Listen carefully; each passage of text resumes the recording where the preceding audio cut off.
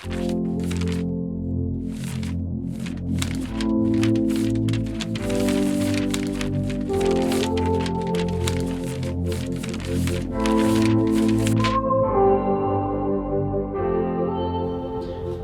so I recently went on a camping trip, like a criminal. Don't do what I do. And it's really hard to describe what a great experience camping is. Words put together just don't really give you a good sense of what that experience is. But I'm gonna try to put words together to try to encapsulate what a profound experience camping is. And when I went camping, I took a bunch of voice diaries, which I've never done before. But I realized I always have these ideas or these revelations about things, and I don't put them down and I forget them later. Even though I don't forget them, but they go to the back of my mind and I forget they're there. So that's what we're gonna try to do. You're gonna see some pictures in this video, so you might want to watch this one or not. This is really just a video for me to try to put this crazy shit together. So I went camping at Sam Houston National Park. It's like an hour from me. It's in North Houston. It's past Houston. It's north of Houston area. And I've gone there before. It's a pretty small park. You can hear cars and stuff generally, or it depends how deep you are in the park. So I went with two friends and my two dogs, Romy and Tequila, which my mom named them. I don't want to hear anything about that. And they're seen here. Romy's pretty old.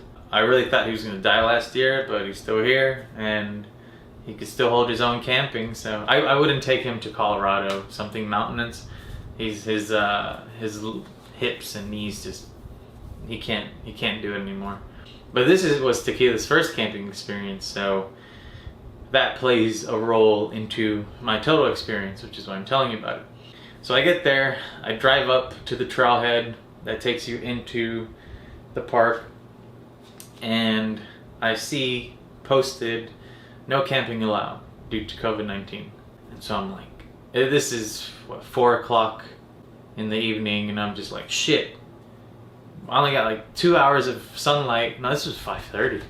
I only have 2 hours of sunlight, so if I just wanted to hike it, I would only hike like an hour and then I'd have to head back. And the main purpose of this camping trip, because I've been to the park, it's kind of small, I don't really like it because it's not as immersive, it's still too close to civilization. The main purpose of this trip was to focus on my writing, to try to be able to write, because I'm stuck in this point in my writing that's really difficult. And when this movie is made in 12 years, 10 to 12 years, you'll see how difficult it is. So that was the main goal of this camping trip. So I get there and my two friends were like, fuck, shit, whatever, let's just go home. And I was there thinking about it. I'm like, I really need this trip. I really need to be here for a while to really, I know it's gonna help me and I need to be here. And I'm just like, whatever. If they find us, they find, or if they find me, they find me. I'll take all responsibility for whatever happens on this trip. So we get our stuff on and quickly I'm trying to find a spot because we're running out of sunlight. I'm trying to find a spot, and I don't want to be near the creek because if they were looking for people camping, most people would camp near the creek just because it's a close source of water. So I get in pretty deep and I look around to a relatively clear area. So we get in and I scout this area and we go in pretty deep, and I'm like, okay, this looks good. It seems far enough from the trail that people won't find us or hear us if someone were walking around. Yeah, we get deep in there, we set up camp, and that was it for that night. Now the real trip for me, trip is a key word, the real trip for me would be the next day, in which I would be there from dawn to, I would be there the whole day and sleep there again. That was the first day is just kind of like setting base, getting established before you start having the real fun. So we're set up, and I forget my headphones in my car. So I go to my car. We all went together, except for Rummy, who stayed back. He stayed in the campsite. He was already tired from walking from the day before. So like, okay, yeah, he can stay here. We're about to come back. And it's a pretty good distance from our campsite to the car, and it's kind of hard to find on purpose.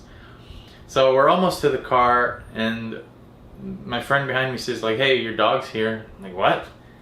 And I look back, and he was there right behind us, which is pretty impressive to me because he's really old, and he found us somehow. I was just like, whoa, this guy's still sharper than I thought he'd be. So we get to my car, and I see the sign. There's another sign posted. It says no camping again, no camping due to COVID-19. And I'm just like, well, shit. Someone came here and posted this, so we're not gonna stay a second night. But we are gonna leave late. We're gonna leave at night. And that's a decision I decided to make. So on the way back to the campsite, I took a huge hit of acid. And generally I haven't wanted to talk about these sorts of drug uses, but it's such an amazing drug. And you will see, hopefully, throughout the course of this video, of how that is so. So I take a huge dose of acid, we get back to the campsite, and I'm like, okay, I have my Camelback, my camping backpack, which is huge, because the backpacking, you carry everything with you, your tent, your food, everything. Every single tool you're gonna need out there, you carry it on you. My backpack has like a little detachable top part that is a little fanny pack. So I got my water, my fanny pack with some food in it. I have my scripts in the fanny pack. I look so hard. I look so cool out there. And my knife, and we're good. So I'm like, okay. I head out back to the trail, and I start walking around. And as I'm walking and looking, like, what's a good spot? What feels good? What's a spot that I can sit in and really think about my scripts and just really get in the zone of writing?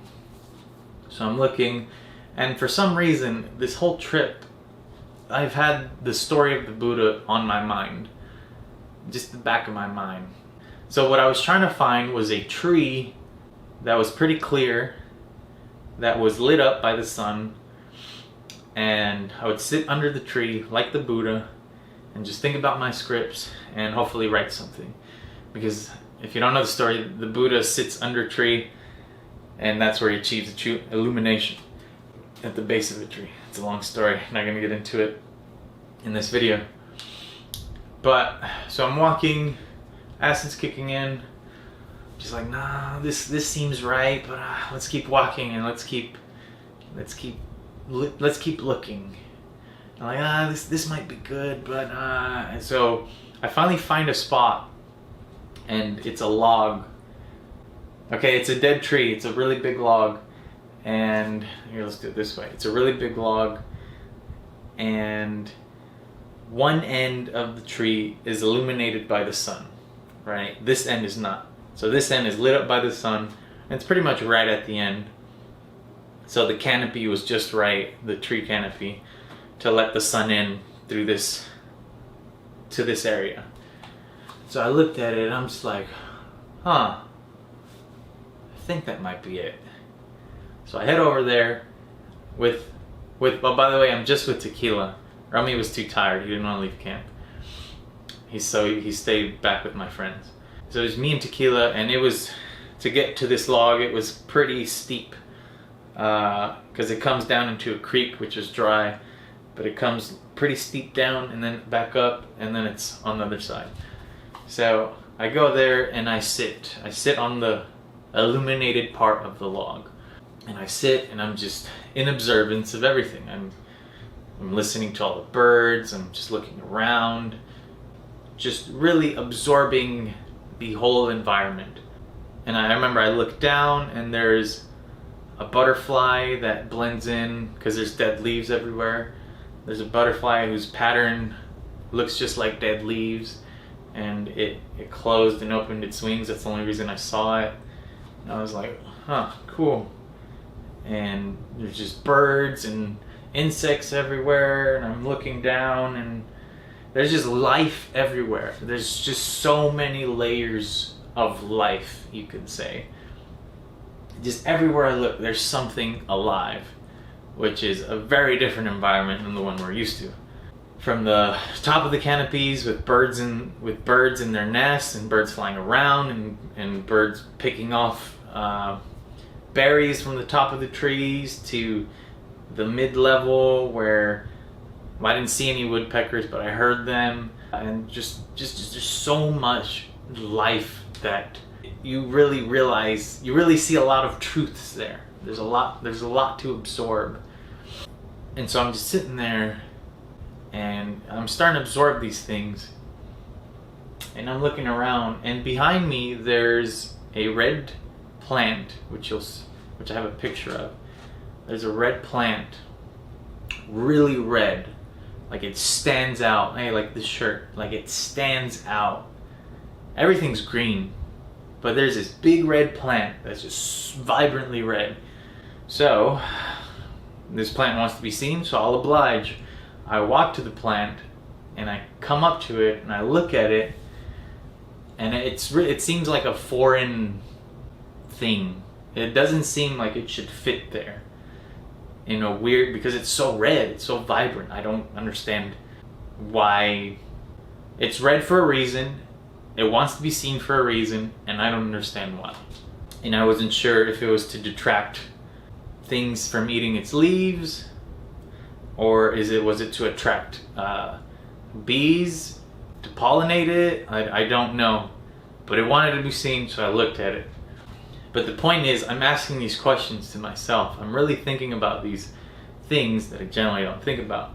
So I'm like, okay, look at it. I taste its leaf. It tastes normal. Whatever. Okay, head back to the log that I was at. As I head back, I come across these holes in the ground, and these holes were uprooted. I have a picture. Uprooted uprooted trees. How they got uprooted, I don't know. I don't know if the tree died, and then when it fell, it just brought itself out, or if sometimes the soil under the tree gets eroded, and the tree literally just collapses randomly. But there's a big hole, and I'm like, oh, that's a pretty deep hole. And I look, that was interesting. I keep walking, and I see another hole, so I look in it, and I'm like, oh, this is pretty cool.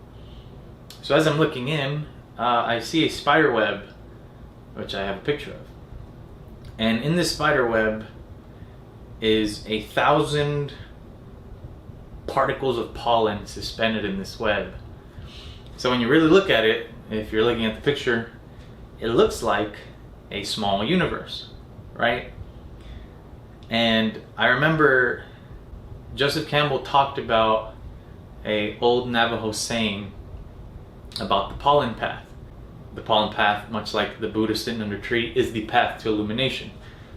And so I understood what he said, but I never really understood the concept until I saw this spider web with all these pollen particles in it.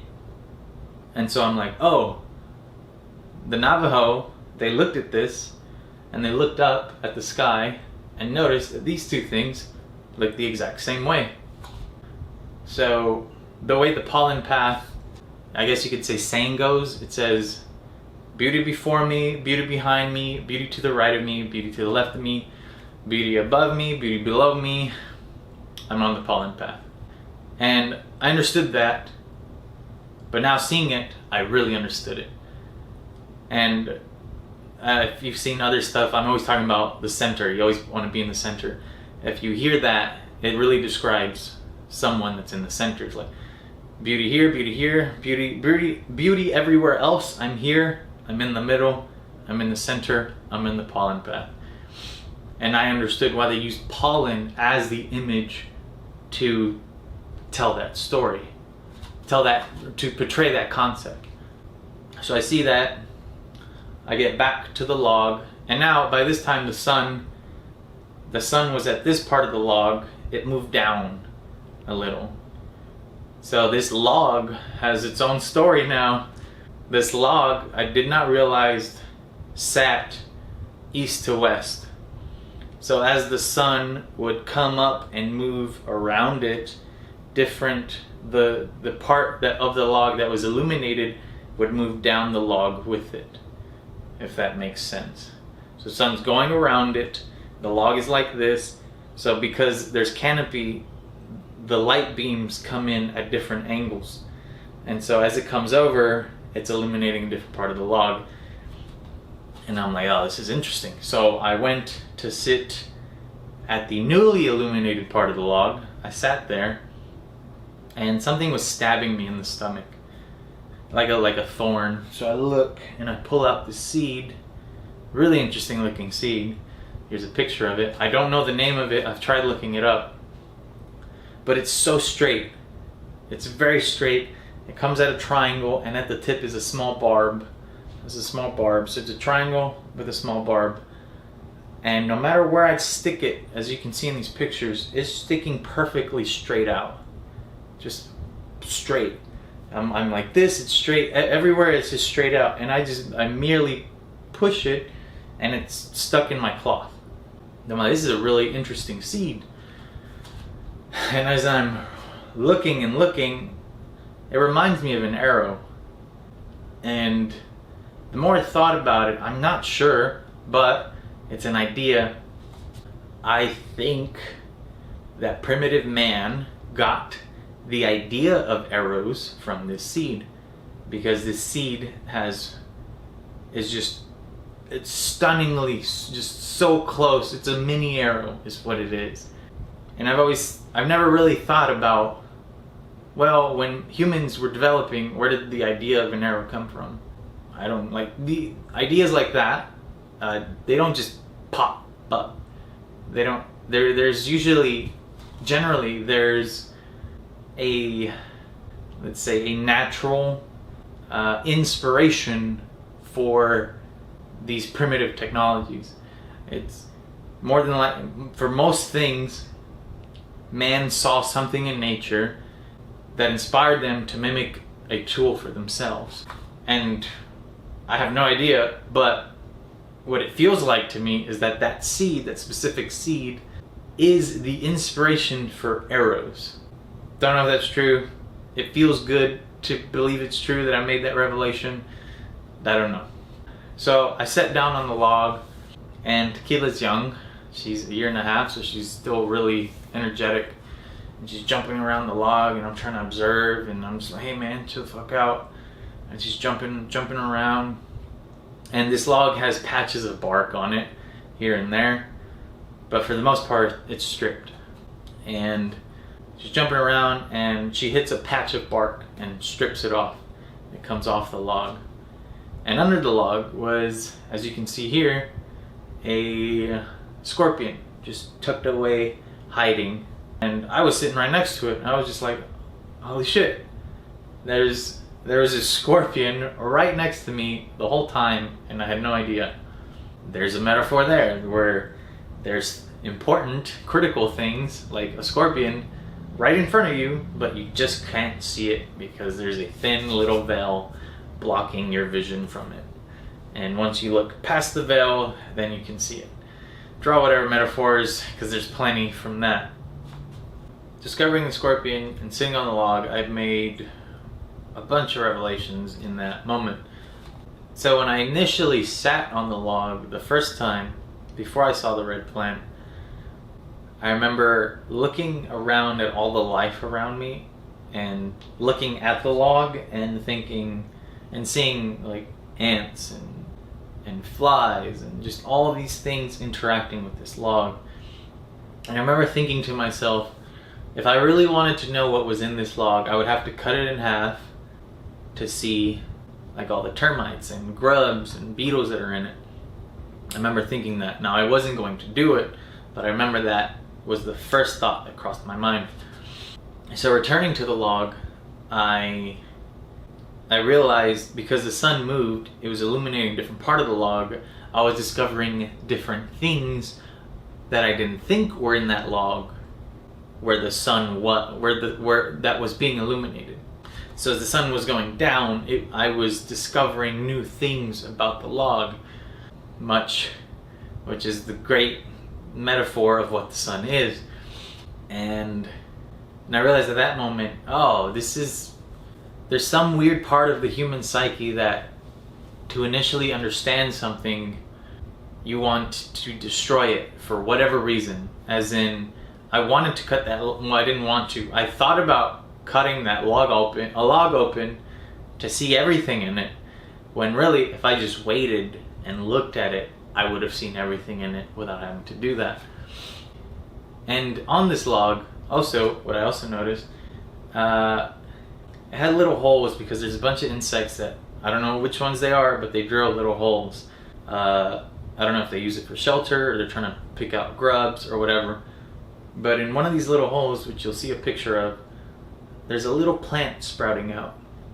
And seeing all these layers of life, I was really, and then seeing that little plant, it just really made me think about life in general. Like there's for whatever reason, life has this great just impulse, just constant momentum to survive, to thrive. I don't know what the reason is. I don't think there is a reason. And I think what I thought at that point was, life just wants to live. It just wants to go. It just wants to flourish. And it won't. Seeing that little plant grow out of that little hole in the log, it's like so determined. Life is just so determined to survive. It's kind of inspiring to see it and really experience it. And also, like, everything has a purpose and has a purpose in the ecosystem, and everything operates at different times. So some things, kind of like us, we wake up at different times of the day and do whatever tasks we have to do. And like all life starts at 5 a.m. No, there's the caterpillars wake up at 6. This wakes up at this time. This starts doing, there's just so much like a controlled order in the forest that you have to experience to really understand, in which words just really don't do it justice. Okay, and one last revelation at this log. So, looking at the trees and looking at this log, I kind of get why hippies hug trees. Trees, it seems, by their nature, are completely supportive organisms. They grow, and every aspect of that tree has some form of life on it. There's mold or algae or lichen or fungi on the bark. There's little holes drilled into the bark that's been used by insects.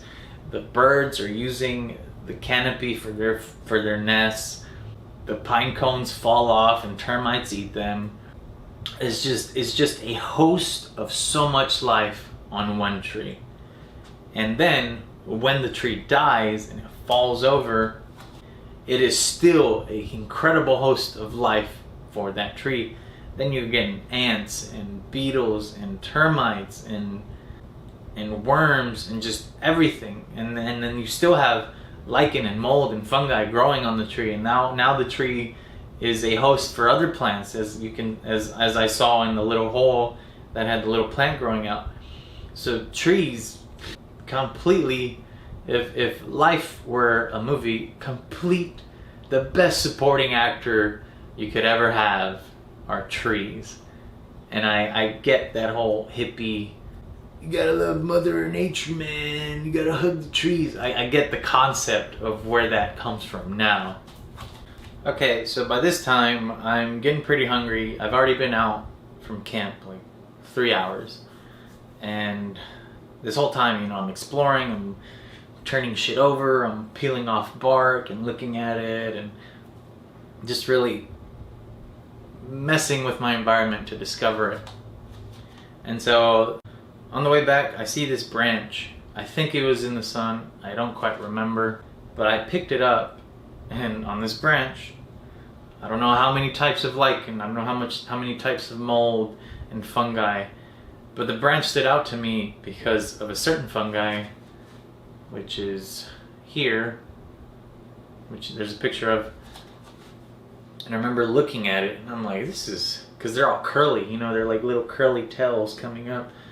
I'm like, man, the variation of fungus out here is just crazy. Just so many different forms and shapes and types. And as I'm holding this branch, I start to think, did I just fuck up this strand of mold's chance of thriving? The more I was interacting with my environment, the more I started to realize, I think I'm fucking things up. As in, I'm not sure. This is just what I feel. I think by me picking up that branch and looking at it, because it was kind of dug into the ground, and then just leaving it back, I think I probably might have fucked up a few strands of mold or fungi's chance of continuing to live by moving it around. Or when I'm peeling, or like when Tequila accidentally broke that piece of bark that ruined that scorpion's shelter. Or whenever I peel off a piece of bark and it has 3 different types of mold or algae or whatever it is, they're different. Am I ruining these certain organisms' chance of surviving just by plucking it off? And this was something I hadn't really thought about until I picked up that branch. It kind of made me feel guilty a little, but I mean, how else am I going to discover such things? So I head back to camp, I eat a meal, I talk to my friends for a bit, see what they're up to, and then I'm like, okay, still haven't written anything. Okay, it's like, this time it's probably 5, it's probably 5 o'clock, and I'm like, okay, I discovered so many things already, I've learned so many things already, I can't wait to get out there and read and discover even more things. So I leave camp, and this time Romy followed me, and he's old.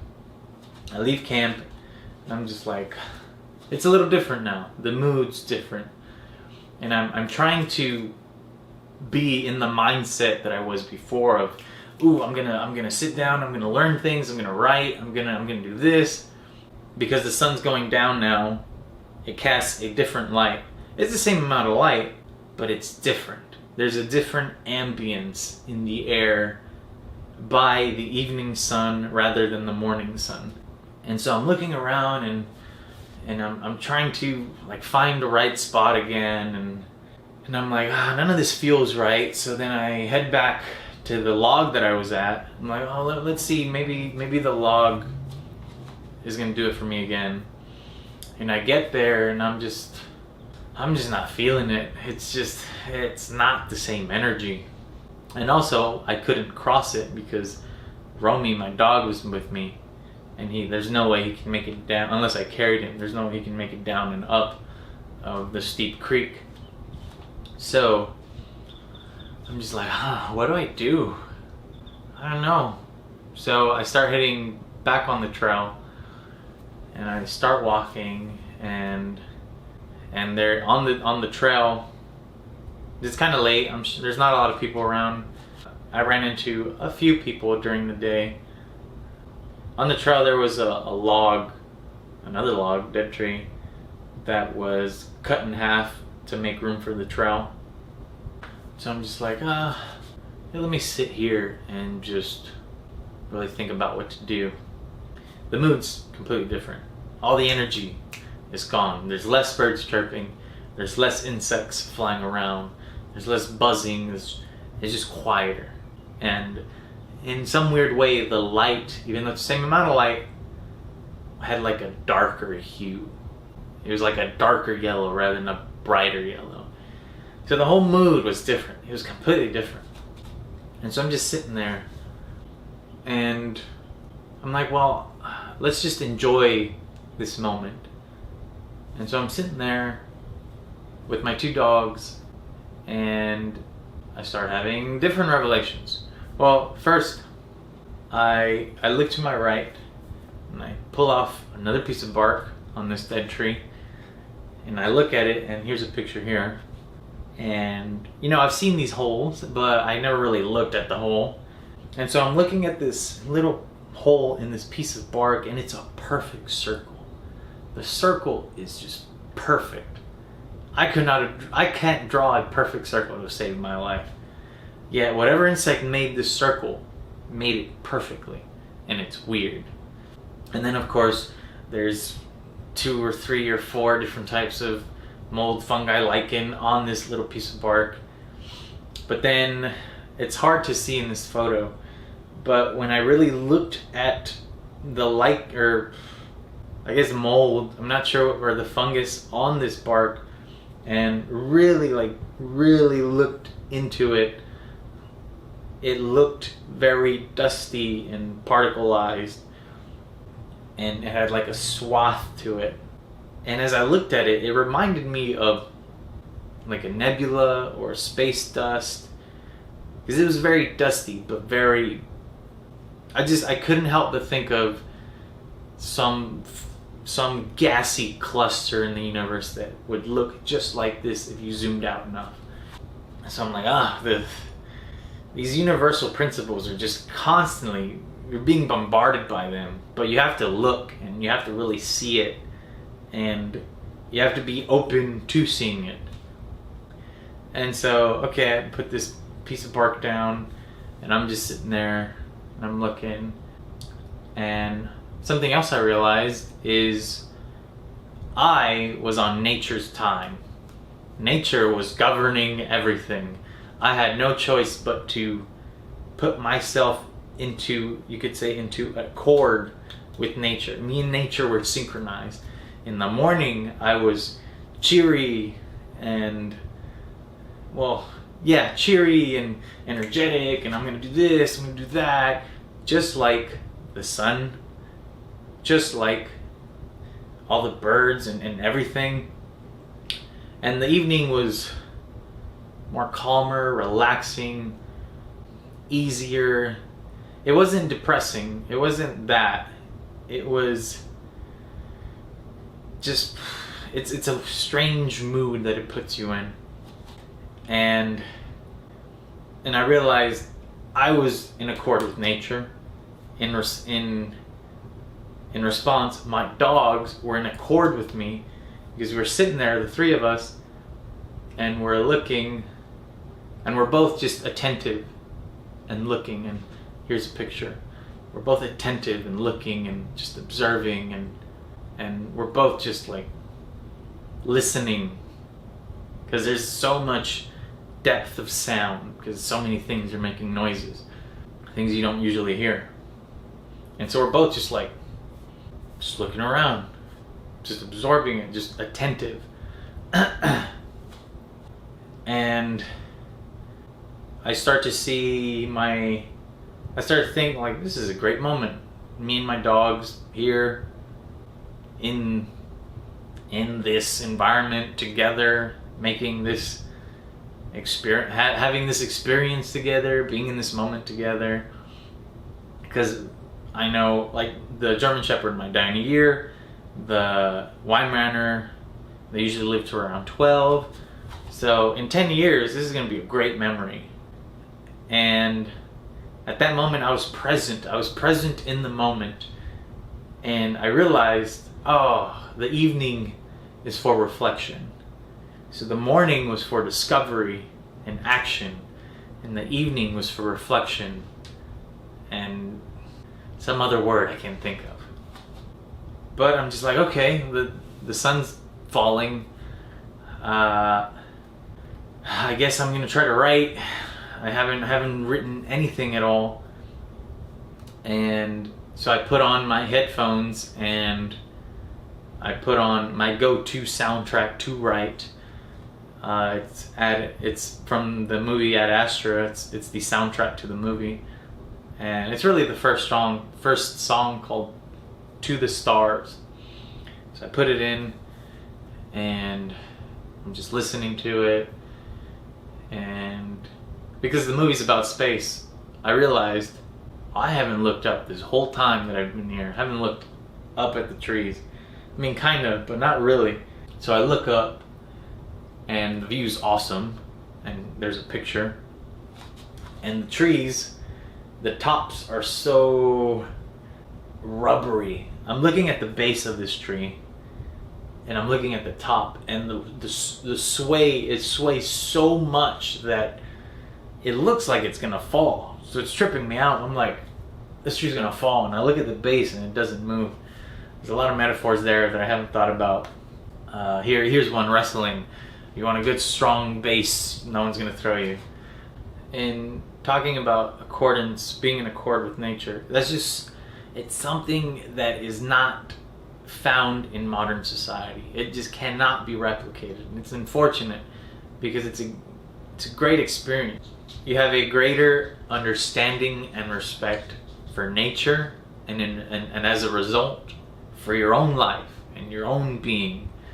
And it's just, you just can't get that in comfortable modern society. I don't know how you would try to put two into accord. I don't know. And it's unfortunate. And while me and my dogs were listening, we're just on the trail just looking, there was a big gust of wind.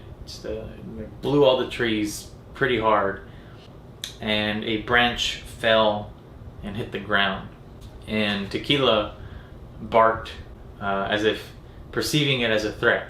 Now I'm not sure if she barked at the branch hitting the ground or the wind blowing all the trees simultaneously, but either way, her barking at the wind reminded me of a concept, or sure, let's call it a concept, that Joseph Campbell talked about, and that is when primitive man heard thunder for the first time, it was a realization of a higher power. And if not a realization, it was an acknowledgement of a higher power.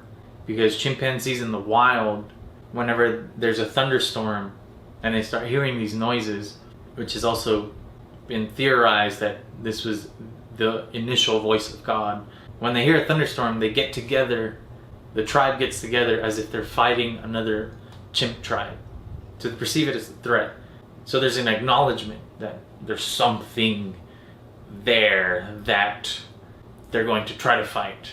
So I heard that concept and it made sense, but now Tequila reenacting it was just more proof of that concept. And then also I remember seeing these big old trees, and whatever species of trees this is just pure bark up until the top, in which you get the pine needles and the pine cones. Well, obviously it's a pine tree, but there's different species of pine trees. And it's just pure bark from pretty much all the way to the top. It's just, and I remember seeing that and thinking, how the hell did you make it? Thinking about that tree. I don't understand how you went from sapling to that. I'd have to see the stages, because I can't conceptualize how that happened. I'd have to see the stages of that growth to really understand it.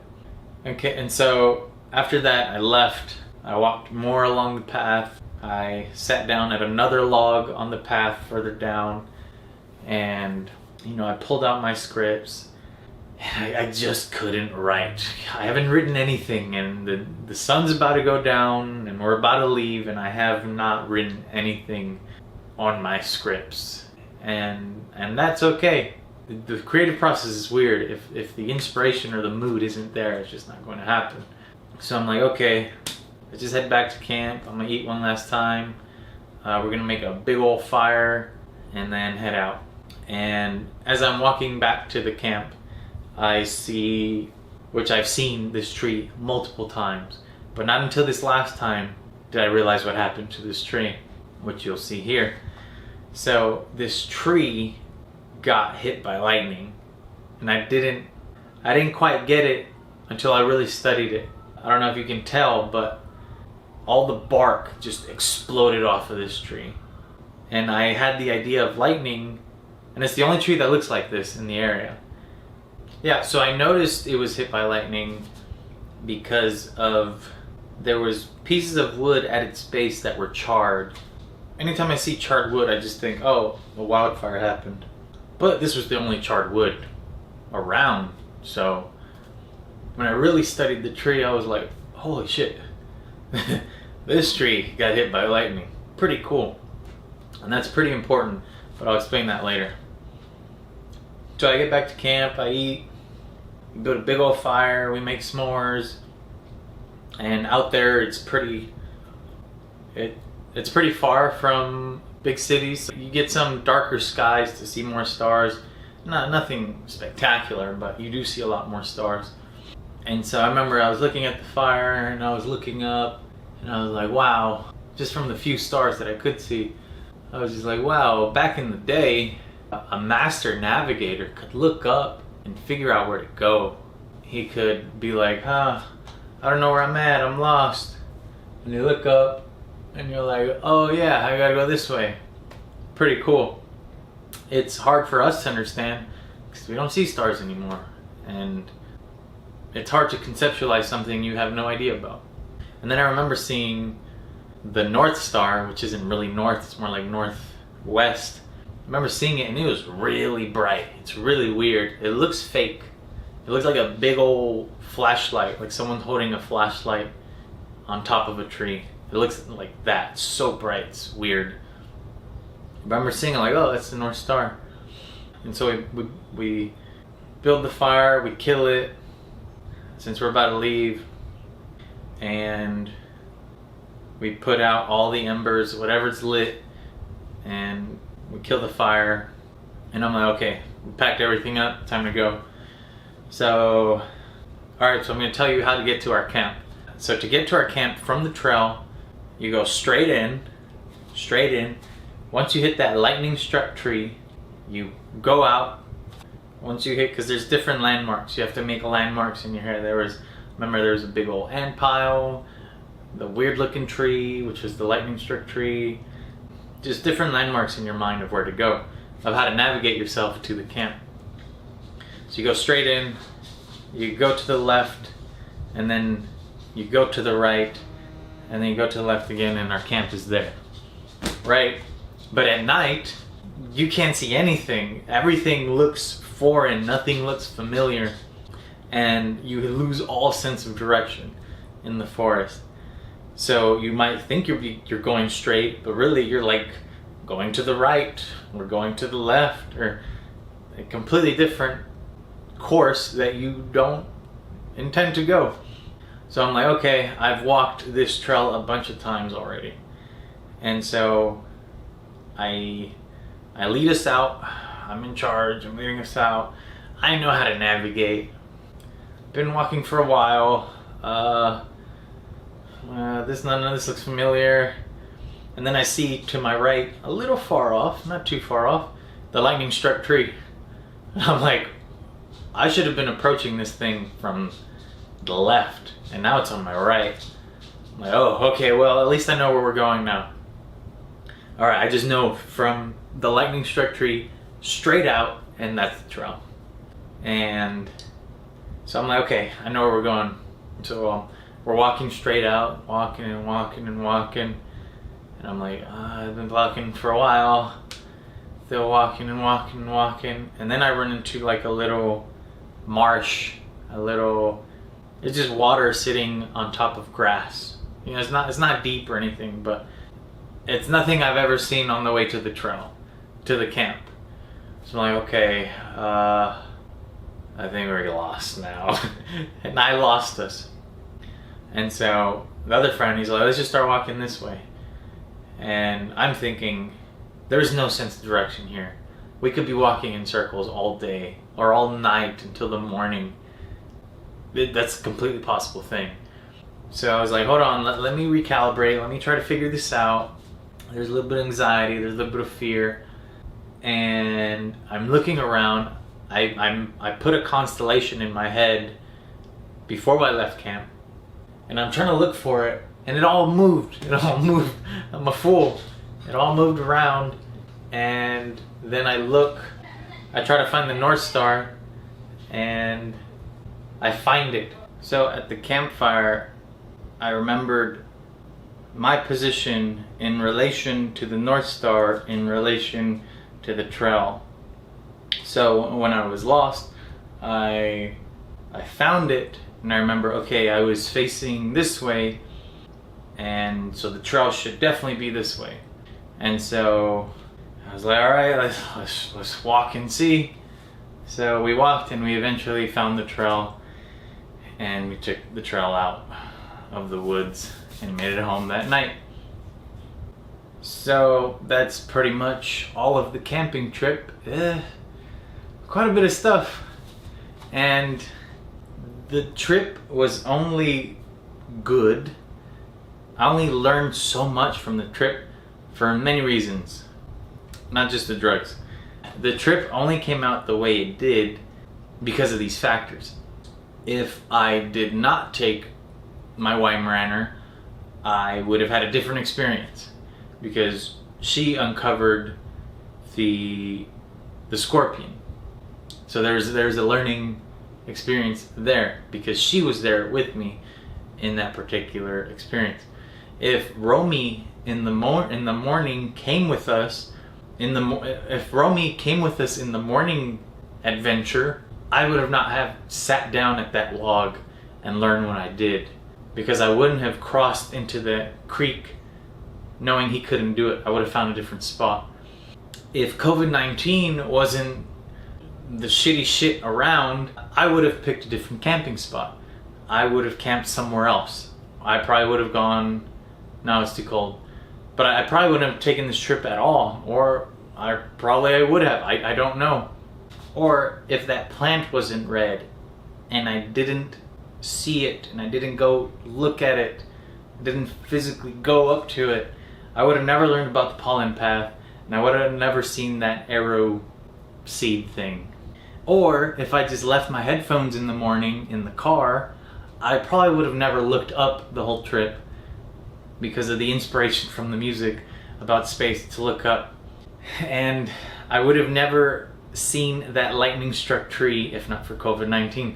So when I look back on the trip, it kind of has this feeling of being at the right place at the right time and making the right decisions, which gives me a feeling that I am exactly where I should be in life.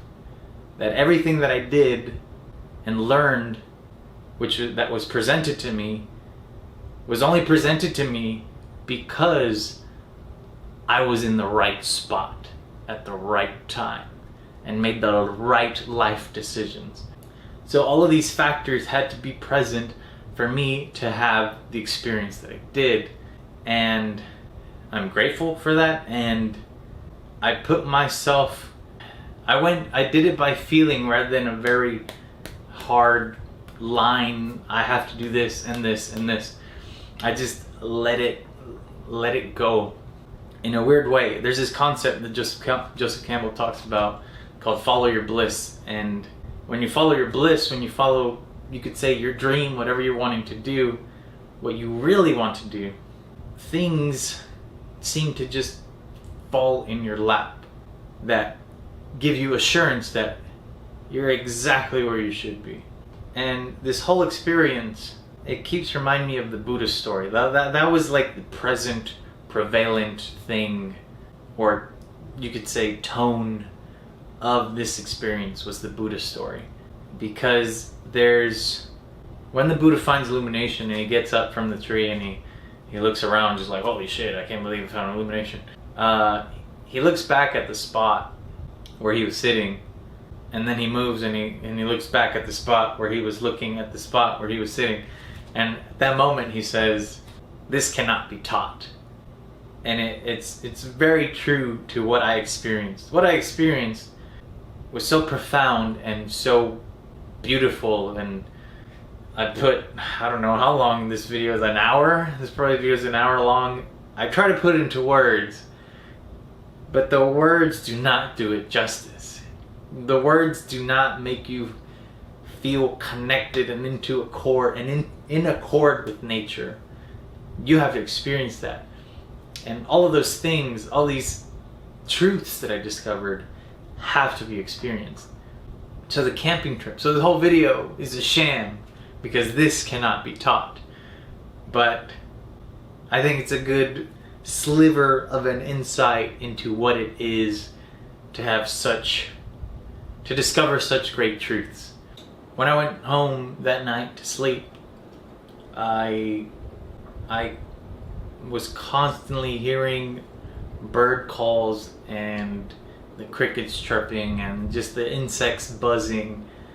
I was trying to go to sleep, but it was looping in my head. I know it wasn't real, but it was looping and looping and looping because I was in that environment for so long that my mind like adjusted to that environment.